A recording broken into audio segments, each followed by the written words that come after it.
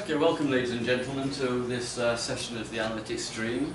And today we're going to be, both of the sessions today, one before lunch, coffee that's now, and then one after coffee, is on developing analytics skills. And we're trying to, it's part of a theme that we're developing, coming from some work that Stephen Pelko and IBM have been doing for the last 3 or 4 years. And we've been developing big data analytics educational conferences. And this stream is really, you could almost call it, the Canadian version of BDA AidCon. At least in terms of the sort of people involved and the work that we're doing, then the direction we're trying to go with yesterday's presentations and then today. So we've been looking at yesterday at what we can do with it and what other people are using analytics for. And today we're now looking forward into the future. How do we address the challenge of developing not just undergraduate type programs for analytics, but also looking into the workplace upskilling area, where we know there's an enormous skills gap developing for people to become aware of what analytics is all about. They hear the rumours that, yeah, it's fantastic, you do BDA and you'll get 5, 10, 50% on your bottom line and on your profit margin and so on. So they hear the hype, but they need to understand the reality that there are, like all magic silver bullets, they don't exist, but also they have some enormous strengths if used correctly, but there are also some very serious limitations at times. And we need to be thinking about how we get that message out to executives and their staff, the people who are customers, for all the magic whiz sort of stuff that we can develop using our software, whether it's from IBM, whether it's Watson Analytics, or whether it's all the other fabulous tools they have there, or SAS, and everybody else who provides lots and lots of analytics tools. So this morning, basically, developing analytics talent.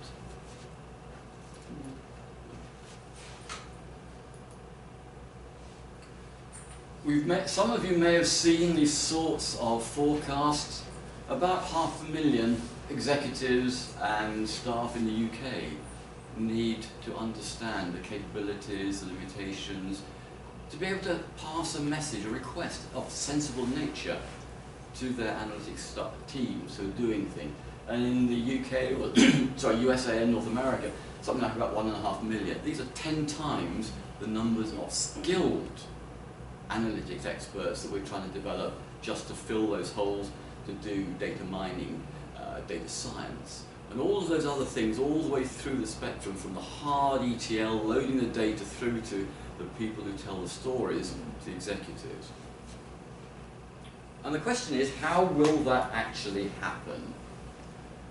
And what we're going to do over the next hour or so, hour and a quarter, look at what we're doing, see what the skills gaps are, and see how we make this happen. So I'm going to just do a little bit of an introduction, a context, kind of a Vision 2020. Everybody's doing 2020 these days. But it's a nice 5-year time frame, and that's where the forecasts go out to at the moment. Amy and Peggy will be looking at big data talent gap analysis in Canada, and based on some work they've been doing at Ryerson. And then Alex Vaughan will be looking at the topic of making talented analytic professionals. And then if we have time, I'd like to have a short sort of kind of panelish sort of discussion to see whether we can pull this first session's thoughts together. And then what I'm aiming to do is to take everything from, well, both these sessions and perhaps the whole of the stream for the last day and today, and use that as input into the conference. You see a little flyer on your seats, which we're having out in Puerto Rico alongside the AMSIS conference, 14th to 17th or thereabouts of August. And we're putting together a conference, there's a call for papers there, but I want to use this input from the Stream 17 these last few days to really sort of give a good sort of kickstart to the session in Puerto Rico. So if we do have a chance to do a little bit of discussion and make some notes about key points, we'll do that. You'll notice I'm videoing it. We've been videoing all of the streams, so all of the T17 stream yesterday and today, and we'll be putting those up online through the YouTube channel, so you'll all be able to get back. Those of you who presented can point to them and say, this is us in action. It's always fun. But more particularly get our message out to everybody out there about things. So what's my vision? What's our vision about where we're trying to go? Well, we've seen that. But the question is, A, what are the skills that are needed? And how will this upskilling for the people who are already in jobs at the moment, who have to start really getting to understand the use of data to add value?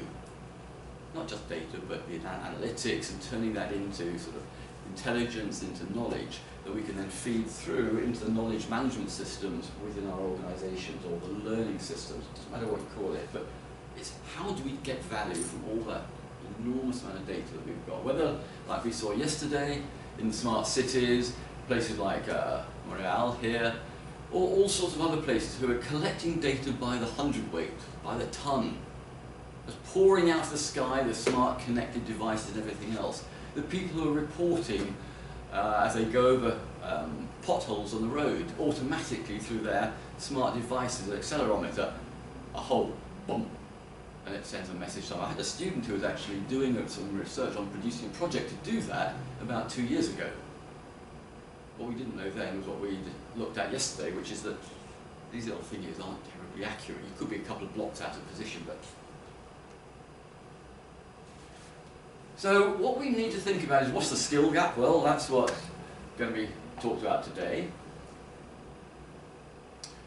What will need to be done is to pull these things together into curricula for short courses, because the people we're targeting, these executives and their staff, the users, the decision makers, aren't going to have time to go on a 5-day course, added to which the 5-day courses will teach you how to use the intricacies of this or that or the other package. And most of these people aren't likely to be doing that most of the time. They're going to go to their staff to get them to do it. Now their staff may need to do a little bit of end-user computing, as we used to call it, training. And then some organisations, bigger ones, are going to do the in-house courses. They'll develop their own. But a lot will have to look to other organisations. There are typical training organisations that are already out there. And most of us academics get spam mail and email from all sorts of organisations. Here's the next set of courses that you'd like to come on. And they're mistargeted to us, but hey. Or, if we're academics, and most of our universities have organisations which actually go out to businesses and do training as opposed to education in the sense of degree courses. And so there's an enormous amount of opportunities for us to develop all sorts of interesting things. You know, over 5 years, 2 million just in the North America and the UK is a pretty phenomenal sized market to get training organising interested in. The thing that we tend to forget in many of our analytics type conferences is that we keep thinking about the big organisations, and sort of, in other words, those are bigger than about 250 staff. In England or in the UK, we think about the part of business that employs around about half of all the population. That's 2,000 companies, that's all. But there are 4.8, 4.9 million organisations in the UK. So there's 2,000 big ones, over 1,000 employees. There's another 10 or 11,000 medium-sized companies from these sort of 100 or 200 up to 1,000. That's 12,000 organisations. There are still 4.8 million organisations left who don't have the ability to employ more than one person to do all of the IT. Now last year at BDEdCon 2014 in Vegas, alongside IBM Insight, we spent a lot of time talking about the range of skills that we should be trying to develop in our data science, analytics, undergraduate programs with BScs and so on. And we spent a lot of time talking about the unicorn. The person who doesn't exist, but the person who needs to exist, who can do everything. And to do everything well, from the capturing the data, doing all the ETL stuff, doing the statistical analysis, doing the predictive modeling, doing the interpreting, and then changing complete skill sets to communicating perfectly in a language understood by the customer of that analysis and telling the story. The person who doesn't exist. But SMEs, at 4.8 million organisations in the UK, perhaps 48, 50 million in North America if we scale it, they are going to have trouble because they can't afford to hire 4 people to do the job, or 6 people to provide that unicorn-like team. So we must never take our eye off the fact that SMEs need to understand analytics. They may or may not have big data in the term we're talking about today. But big data defined by velocity, variability, variety and volume, the volume, they probably won't have terabytes of data falling out of the sky if they're a 1 or 2 man entrepreneur. They still need to be able to capture that data and make sense of it so they can use that information that's around them to make sensible decisions. So whilst we can easily think about what our teams and what our senior execs need in big organisations like our universities, which are inherently large by definition, we need also to think about these smaller organisations who cannot afford teams. We need to be able to understand how to use that data themselves.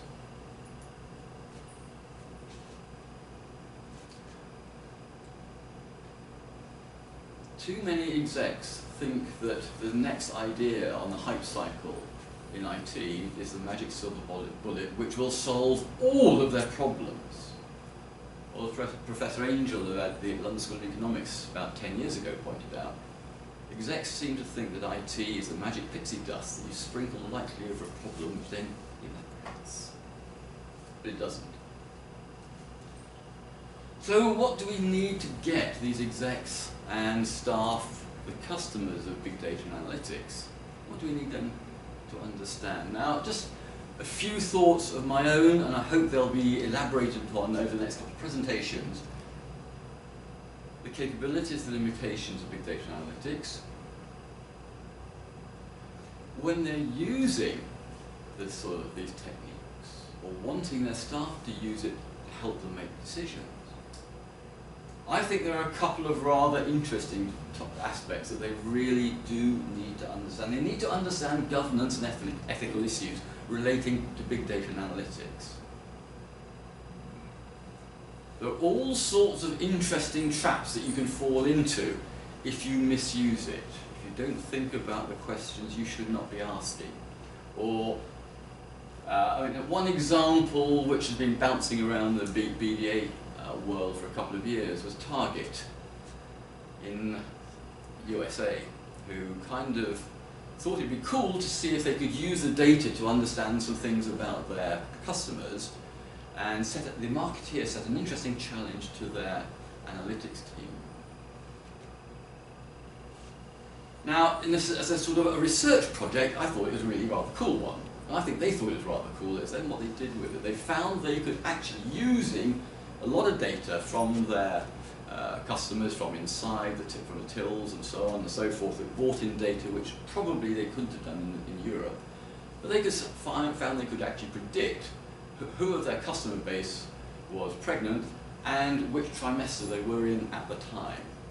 They were real pleased about this. What they then did, which turned out to be a little bit damaging reputationally for a while, they started targeting those women with little booklets of discount vouchers and so on. The sky kind of fell in a bit, and life got a bit difficult for them. But there are questions like that that are real cool from a research scientist perspective, which is great. But the ethical question could be, should I have asked that question? Or the alternative view is, what should I do with that knowledge? So there's all sorts of things around that need to be thought about. Now that we've got staggering amounts of data falling out of the skies at us, we're now beginning to, or some social scientists particularly, are now saying, oh, with all that data, we don't need to design experiments carefully. We don't need to worry about how we do our sampling strategy, because we've got all the data there is. And they kind of think, well, we don't need to worry because n equals all. Yes, you could get all of the data that's there, but the sample is incredibly self-selecting. Tweets, Twitter, social networks, all of those likes, dislikes, all of those reports in Expedia or whatever about, oh, I love this restaurant. Well, actually, if you look at these sort of things, most of them are not, I love the restaurant, but I really hated it. It was a disaster. We tell 10 people if we're hacked off. We might, if we're lucky, tell 3 people we are pleased. So n does not equal all. Your sentiment analysis is highly skewed, almost certainly. And I remember reading a year or two back when the sentiment analysis was becoming a real big thing to happen. And Santander, one of the biggest banks in Europe, pointed out that, yeah, I know you guys over there are using sentiment analysis to find out what the customer base thinks of us and then doing things, designing new products. But they said, no, we don't do that because we recognize n does not equal all, n is very small, then it's very partial, it's self-selected. But we will use it as an early warning. Because we recognize, we'll mostly see tweets that say, it's rubbish, I was really badly treated. But we're not going to kill those people who are the customer service people, but we will use it as an indicator, perhaps something happening that we need to go and look at. So, lots of interesting things there in the governance and ethical side. The other point is about commissioning big data analytical projects. And this really is targeted particularly at the larger organisations, but perhaps a middle size. And I guess in a sense, it might even be valuable for the small organisation because they never see the Standish Group reports. The reports that were mentioned yesterday, which is actually underlies that 30, 40, 30, that I think it was you were talking about, wasn't it? Or was it David? I forget who presented about the failure rates of projects. Oh, yeah. Yeah. Well, that goes back to an organisation called Standish Group, who've been reporting now on project success and failure for 21 years. They started with their first Chaos report in 1994. It turns out that big data analytics projects are following exactly the same profile. About 30% or 35% are successful in terms of meeting timescales of budgets and functionality. 40% saw somewhat challenged, as they call it, typically 40% over budget, 40% late, and kind of 40% of functionality is delivered. And the other 30-35% deliver nothing. And that's happening with BDA projects now.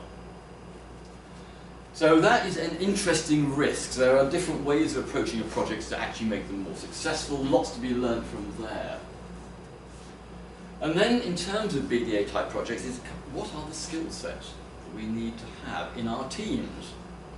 So we're looking at things that various people at the top level need to begin to understand better than they clearly do, because we keep making the same mistakes. And as Daniel Kahneman pointed out in his book Thinking Fast and Slow, one of the problems that people commissioning projects are guilty of, and almost all of us are, is we are over-optimistic, the planning fallacy, as he calls it.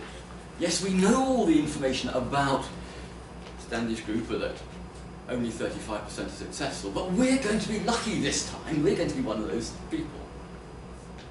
And then get worried, get surprised when actually it doesn't happen, because they've put such challenging timescales, such challenging budget targets, and challenging functionality targets that it's impossible to deliver. So a lot of things that really fit into this that we can sort of bring together to help those execs and their staff understand a little bit better what it's all about.